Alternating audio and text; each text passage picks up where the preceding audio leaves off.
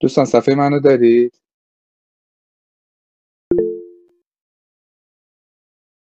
خب بسیار عالی.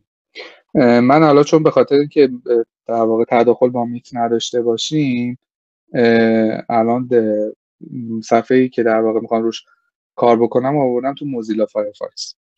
خب یه سرویس هایی هستن به اسم تحریم شکن، خب که نمونهش از شکن داتایار که میاد در واقع یک DNSی به ما میده که این DNS میاد سرویس های تحریمی رو بر ما آزاد میکنه.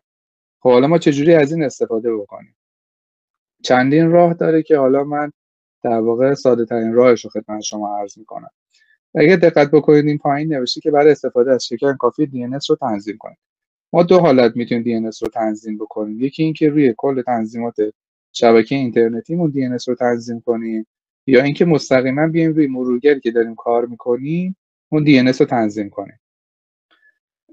الان میبینید صفحه من دارم درست توضیح میدم، چون خودم این ور صفحه هستم نمیتونم. بله ما داریم صفحتون رو میبینیم، نگران نباشین. کاملا صفحتون واضح داریم. بسیار عالی. خب شما کافیه که حالا من تو موزیلا دارم توضیح میدم، کروم هم تقریبا مشابه همینه، هیچ فرقی با هم دیگه نداره. شما هم وارد تنظیمات موزیلا فایرفاکس که بشید تو قسمت ستینگ، توی همین قسمت اگر DNS رو سرچ بکنید، خب یک پیغام، یک در واقع جستجو تو چیزی نمایش داده میشه به اسم DNS over HTTPS. خب که اینجا ما باید یک گزینه رو انتخاب بکنیم که اجازه بده ما در واقع اون تحریمی رو دور بزنیم. سایت شکن که وارد که بشید، اینجا ما دو تا در واقع حالت برای گذر از در واقع تحریم داریم که ما گزینه دوم برام مد نظر هستش که گزینه DNS over HTTPS هستش. شما کافیه که این آدرس رو کپی کنید و تو قسمت تنظیمات، حالا در موزیلا بذارید روی اینکریز پروتکشن و پرووایدرتون رو روی کاستوم در واقع قرار بدید و آدرسی که در واقع کپی کردید رو اینجا پیست کنید.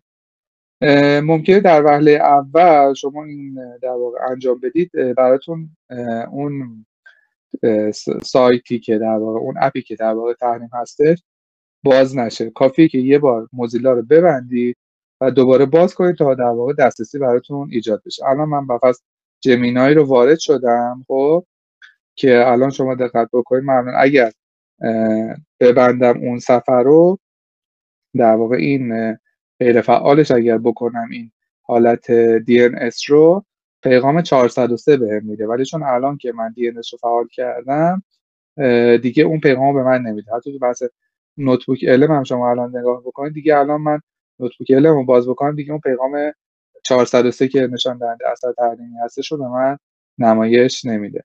حالا این یه موردیه که در واقع برای راحت تر کردن کاره و میتونید، خیلی از دوستان میتونن اصلا VPN بزنن مستقیم و کلا این بحث رو در واقع دور بزنن. بیشتر من برای دوستانی گفتن که حالا به VPN دسترسی ندارن و فقط صرفا کارشون اینه که بخوان از این سرویس ها استفاده بکنن، نیازی نباشه که حتی کل سیستمشون رو حالت VPN ببرن. من یه چیز جالبی که الان دیدم، داشتم در واقع تو بحث گوگل اسکولار داشتم دنبالش میگشتم، حالا من الان اسکرینمو شیر میکنم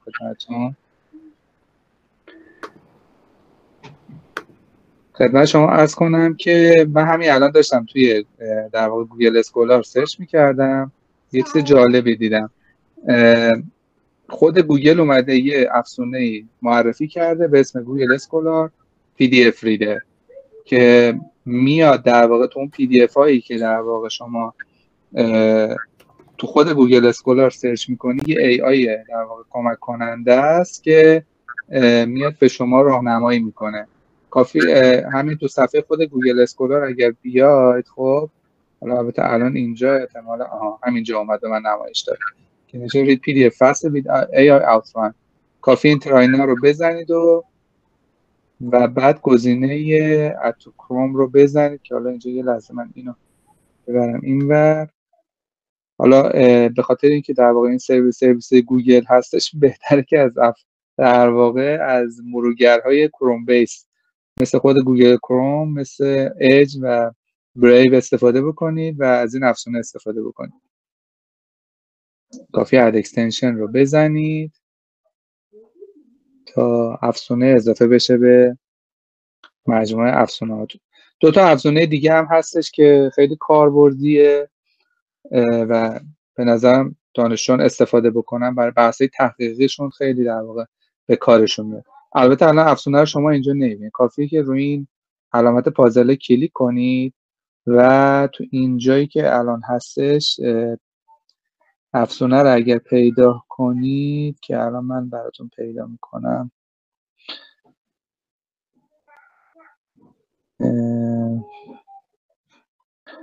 چند لحظه اگر اجازه بدید. این گوگل است.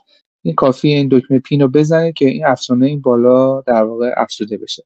2 تا افزونه دیگه هم هستش که خیلی کاربردیه تو بحث در واقع سایتیشن و در واقع ایمپکت فاکتورها که توی در واقع مقالات و مجلات برای ما مهم هستش. یکی افزونه در واقع اکسایتیشن هستش که حالا من اینجا املاشو می نویسم براتون.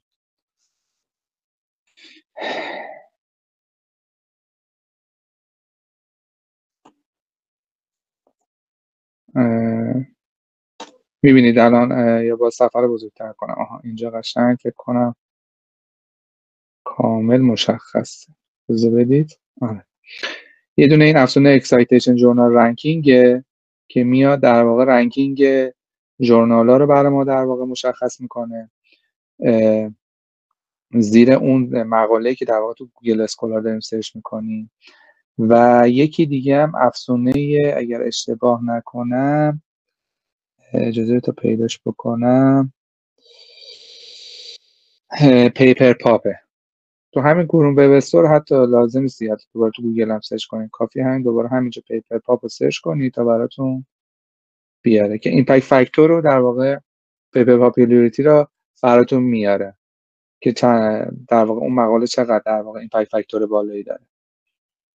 که دقت بکنیدم بر اساس اون ساپورتراش هم از روی سایت های پابمد و ساینس دایرکت و وب آف ساینس و کلا پایگاه دانش‌های معتبر. خب حالا ما این در واقع مقاله رو پیدا کردیم. حالا من اینجا بیام یه در واقع نمونه مقاله سرچ کنم که در واقع هم شما اون کاربرد اون افزونه ها رو ببینید و همین که ما می‌خوایم مقاله رو دانلود کنیم. من راه‌های دیگه استفاده در واقع دانلود مقالات هم بهتون میگم چجوری است و چجوری از ابزارهای دیگه هوش مصنوعی هم ما استفاده بکنیم. خب ما طبق صحبتایی که آقای در واقع شریعتی کردن، ما می‌خوایم از جمینای در واقع یه بهره مندی داشته باشیم برای در واقع موضوعی که میخوایم در واقع راجبش تحقیق کنیم و در واقع پژوهش بکنیم. یک در واقع پرامپتی هستش که حالا من استفاده کردم در واقع و در واقع پاسخگوی من بوده، یه جورایی راهنمای من برای پیدا کردن در واقع مقالات پژوهشی بود که حالا اینم میشه شخصی سازی بشه و بر اساس نیاز شما تغییر پیدا بکنه. یک نکاتی هست من توی در واقع استفاده از در واقع پرامپت ها بهتون بگم.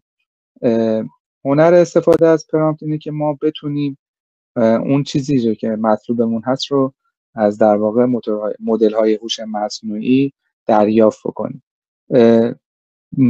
همونطور که میدونید و حالا نمیدونم حالا اطلاعات دارید، مدل های هوش مصنوعی مخصوصا مدل های LLM میاد روی مقدار زیادی داده در واقع ترین میشن، آموزش میبینن. خب و بر اساس اون داده هایی که در واقع دارن آموزش میبینن میان یه داده های جدیدی در واقع تولید میکنن بر اساس اون اینستراکشن ها، بر اساس اون دستورالعمل هایی که در واقع بهشون داده شده، میان یک داده جدیدی بر ما بر اساس آموخته های خودشون تولید میکنن. خب وقتی که ما بتونیم اون پرامپتی که در واقع اون دستورالعملی که به هوش مصنوعی میدیم هر چقدر کاملتر باشه، هر چقدر در واقع اون نکاتی رو که ما در واقع مد نظرمون هست رو در واقع توش دیده بشه، اون جوابی هم که ما میخوایم بگیریم در واقع جواب کاملی هستش.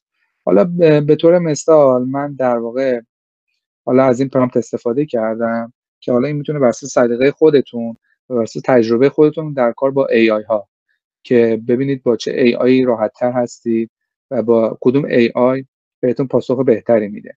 حالا من بر حسب تجربه دارم این رو خدمتتون عرض میکنم. من مدل‌های مختلف هوش مصنوعی رو کار کردم و در واقع همشون هم خب بالاخره تو یک زمینه در واقع برتری‌های نسبت به مدل‌های دیگه‌ای دارن. حالا خوبی مدل هوش مصنوعی در واقع جمینا، مدل 2.5 فلش چی هستش؟ این که اون در واقع کانتکستی که در واقع پاسخ به ما میده کانتکست بسیار بزرگیه. حالا من نمیخوام خیلی وارد بحث فنی بشم. در مقایسه با در واقع اگر دقت بکنید در مقایسه با چت جی پی تی، حالا دیپ سیک و حالا در واقع ای آی متداول‌تر، شما وقتی در واقع تقاضایی میکنید، یه سوالی رو از ای آی میکنید، اگر دقت بکنید ای آی سعی میکنه خیلی در واقع پاسخ‌ها رو کوتاه، موجز و در واقع خیلی سریع به اون پوینتی که در واقع مد نظر خودشه برسونه و خیلی نمیاد عمیق بشه در پاسخ دهی.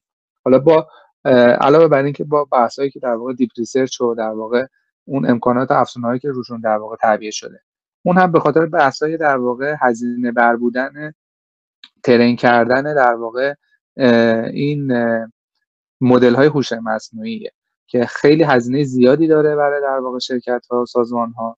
و از طرفی هم مثلا گوگل که خودش یکی از در واقع بزرگترین دیتابیس های دنیا رو داره و در واقع مرجع در واقع همه چیز هستش، خب به اینجا گوگل خب در واقع برگه برنده رو داشته، چون داده ها رو از قبل داشته و راحت تونسته خیلی این داده ها رو که سالیان سال از طریق موتور جستجوش جمع‌آوری کرده روش ترین کنه، اطلاعات بهتری به ما میده و در واقع ابزار بهتری داره و در واقع اون تجهیزات رو در واقع اون چجوری بگم بهتون، اون دیوایسی که من در پشت زمینه این هوش مصنوعی هستش، خب گوگل اینجا برگه برندش در واقع اون دیوایس و اون در واقع چجوری بهتون بگم اون پشت بک‌اند در واقع هوش مصنوعیشه که میتونه برای ما یه کانتکست بزرگتری بده و در واقع کاربرها رو جمع‌آوری کنه و سمت خودش بیاره و بتونه تو این رقابت از سایر مدل‌ها پیشی بگیره. خب حالا ما به فرض مثال ما می‌خوایم یه در واقع یه موضوع رو جستجو بکنیم. خب همون جوری که آقای شریعتی فرمودن، ما حالا با پرامپت در واقع اون چیزی که مد نظرمون هست رو میایم از جمینای جستجو میکنیم و به یک موضوعی میرسیم. خب حالا ما این موضوع رو پیدا کردیم، چجوری مقالات مرتبط رو دربارش پیدا بکنیم؟ خب ببینید ما چندین راه برای در واقع پیدا کردن مقاله و حتی خود مقاله پیدا کردن یک مقاله خاص در واقع وجود داره برای ما. یکی از راهاش که طبق معمول همون استفاده از در واقع گوگل اسکولار هستش. خب که حالا من اینجا یه موضوعی رو در واقع سرچ کردم و در رابطه مثلا بحث تکنولوژیکال اینویشن و لیترچر ریویو بعدم یه مقاله رو پیدا کردم. حالا چون الان اینجا در واقع ما تو موزیلا هستیم، اون افزون‌ها اینجا کاربرد نداره. این الان من باید برم توی در واقع اگر آدرس رو من توی خدمت شما عرض کنم که اینجا وارد کنم، احتمال زیاد اون اثرات اون استفاده از اون افزونه ها رو شما اینجا میبینید که دقیق اگر بکنید اینجا میزنه که مثلا این مجله Q1 رنک 1، بعد ایمپکت فاکتورش رو اینجا داره به شما نشون میده و خب این امکاناتیه که این افزونه ها به ما میدن و در واقع کمک میکنن که در واقع ما در واقع مقالات معتبرتر رو در واقع بتونیم پیدا بکنیم. حالا به فرض مثال ما همین مقاله‌ای که در این اول جستجومون هستش پیدا کردیم رو میخوایم انتخاب بکنیم. خب الان دقت که بکنید، حالا اینجا که البته نداره، بذارید من دوباره تو همون گوگل کروم بهتون دوباره نمایش بدم اون افزونه‌ای که خود گوگل در واقع به ما معرفی کرد و ما هم نصبش کردیم، ببینم اینجا کاربردی برای ما داره یا نه نداره. اگر دقت بکنید الان اون AI اومده در واقع برای ما کار میکنه. حالا چی کار داره میکنه؟ خیلی جالب، داره آوتلاین ها و اون سرتیترهای این مقاله رو برای ما اینجا توی این گوشه از صفحه نمایش میده که خیلی جالب، مثلا اون در واقع نکات کلیدی و موضوعاتی که ما میتونیم در واقع از بهره مند بشیم از اون مقاله رو برای ما داره نمایش میده که الان مثلا اومده به فرض مثال گفته که دیسکارد هلز، اجازه بدید من این اگه بتونم این برترش بیارم، نمیدونم میاد یا نه. اومده مثلا گفته که دیسکارد هلز چالنجز نیو، حالا نمیدونم بقیه‌اش من نمیتونم ببینم و مستقیما دقیقا تو اون حالا بس مثلا اینتروداکشن اومده یک نکته کلیدی رو در واقع داره برای ما نمایش میده و ما دقیقا اون در واقع تو د پوینت داریم میریم اون موضوعی که مد نظرمون هست و حتی میتونیم از همینجا همین نکته رو استفاده بکنیم و ببریم در واقع با کمک هوش مصنوعی بریم این موضوع رو بس بدیم و با قول معروف ریسرچ گپ‌هاش رو پیدا بکنیم که بتونیم در واقع اون موضوع پژوهشیمون رو در واقع بس بدیم. خب حالا من زیاد خیلی در واقع بحث طولانیش نمی‌کنم، بریم سراغ در واقع اصل موضوع. خب حالا من دوباره برمیگردم اینجا و بهتون توضیح میدم که حالا با این PDF و این مقاله چیکار ما میکنیم.